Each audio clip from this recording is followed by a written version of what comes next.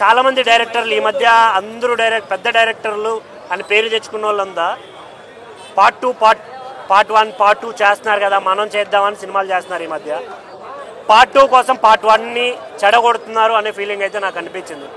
Story వాళ్ళు తీసుకున్న concept ఏదైతే ఉందో ఒకే పార్ట్లో చూపిస్తే ఆడియన్స్కి బాగా కనెక్ట్ అవుతుంది, అర్థం అవుతుంది అనే ఫీలింగ్ ఉండేది.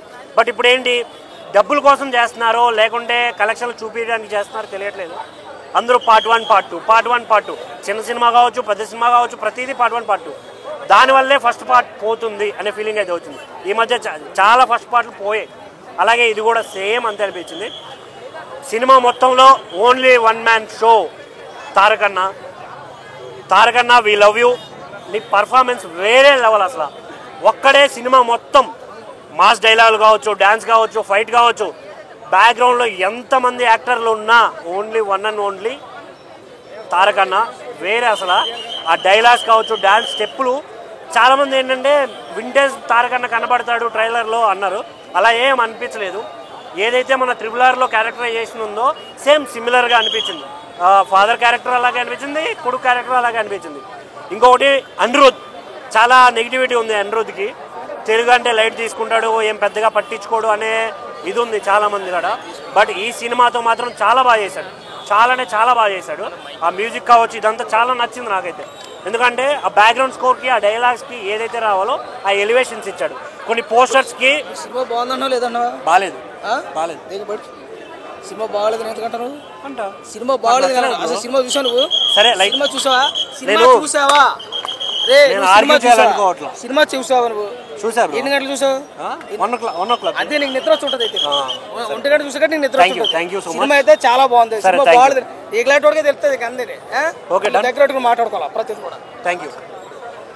నా ఫీలింగ్ అయితే అది ఫ్యాన్స్కి. కానీ నేను చెప్పేది ఏంటంటే ఫ్యాన్స్ ఎవడైతే థియేటర్కి వస్తాడో తారకన్న కోసం మాత్రమే వస్తాడు. కాబట్టి వాళ్ళు హ్యాపీ. ఆ విషయం నేను చెప్తాను. ఒక సినిమా బ్లాక్ బస్టర్ అవ్వాలంటే ఒక మాస్ హీరో ఫేమ్ ఉన్న ఏ యాక్టర్కైనా ఆయన చూసి మాత్రమే థియేటర్కి వస్తారు. సో ఆయన చూసి థియేటర్కి వచ్చినప్పుడు అది యావరేజే అవుతుంది. డైరెక్ట్ ఎఫెక్ట్స్ లేకుంటే ఆ స్టోరీ కంటెంట్, దీనివల్ల మాత్రమే సినిమా బ్లాక్ బస్టర్ అవుతుంది. ఇది నాకైతే అనిపించిన విషయం ఇది. ఇంకొకటి మెయిన్గా డైరెక్టర్ విషయంలో నాకు చాలా ఇది అనిపిస్తుంది. ఒకప్పుడు శ్రీమంతుడు ఈ సినిమాలు చేసేప్పుడు ఆయన విజన్ ఎలా ఉండేది. ఎప్పుడైతే అందరూ పాన్ ఇండియా సినిమాలని పార్ట్ 1 పార్ట్ 2 తీసే టైంకి సినిమాల్లో స్టోరీ తగ్గిపోయి ల్యాగ్ ఎక్కువైపోతుంది సినిమాల్లో. జాన్వీ కపూర్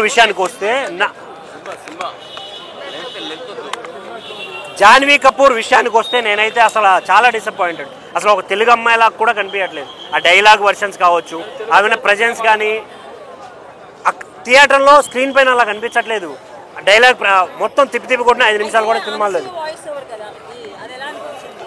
అనసూయ వాయిస్ ఓవర్ అని కూడా అనిపించలేదు. అసలు చాలామంది డైరెక్టర్లు ఈ మధ్య అందరూ పెద్ద డైరెక్టర్లు అని పేరు తెచ్చుకున్న వాళ్ళంతా పార్ట్ 1 పార్ట్ 2 చేస్తున్నారు కదా, మనం చేద్దామని సినిమాలు చేస్తున్నారు. ఈ మధ్య పార్ట్ 2 కోసం పార్ట్ 1ని చెడగొడుతున్నారు అనే ఫీలింగ్ అయితే నాకు అనిపించింది.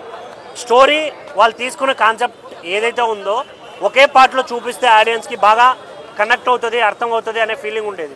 బట్ ఇప్పుడు ఏంటి, డబ్బుల కోసం చేస్తున్నారో లేకుంటే కలెక్షన్లు చూపించడానికి చేస్తున్నారో తెలియట్లేదు.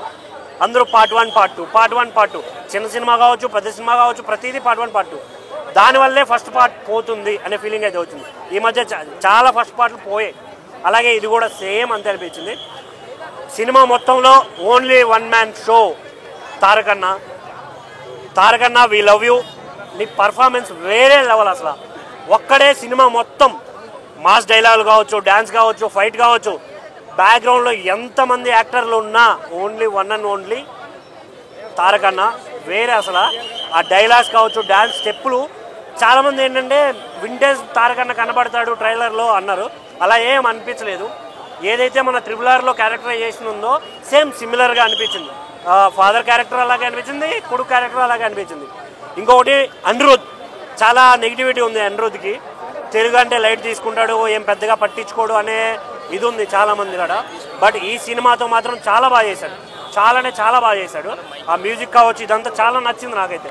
ఎందుకంటే ఆ బ్యాక్గ్రౌండ్ స్కోర్కి, ఆ డైలాగ్స్కి ఏదైతే రావాలో ఆ ఎలివేషన్స్ ఇచ్చాడు.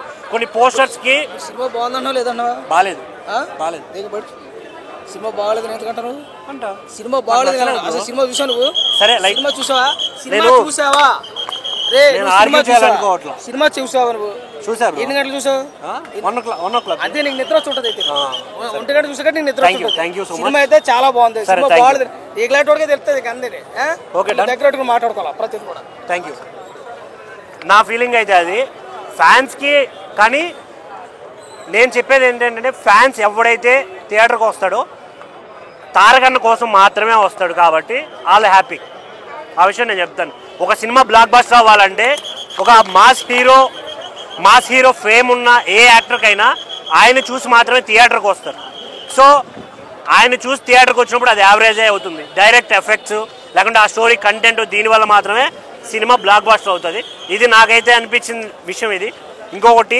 మెయిన్గా డైరెక్టర్ విషయంలో నాకు చాలా ఇది అనిపిస్తుంది ఒకప్పుడు శ్రీమంతుడు ఈ సినిమాలు చేసేప్పుడు ఆయన విజన్ ఎలా ఉండేది ఎప్పుడైతే అందరూ పాన్ ఇండియా సినిమాలని పార్ట్ 1 పార్ట్ 2 అని తీసే టైంకి సినిమాల్లో స్టోరీ తగ్గిపోయి ల్యాగ్ ఎక్కువైపోతుంది సినిమాల్లో జాన్వీ కపూర్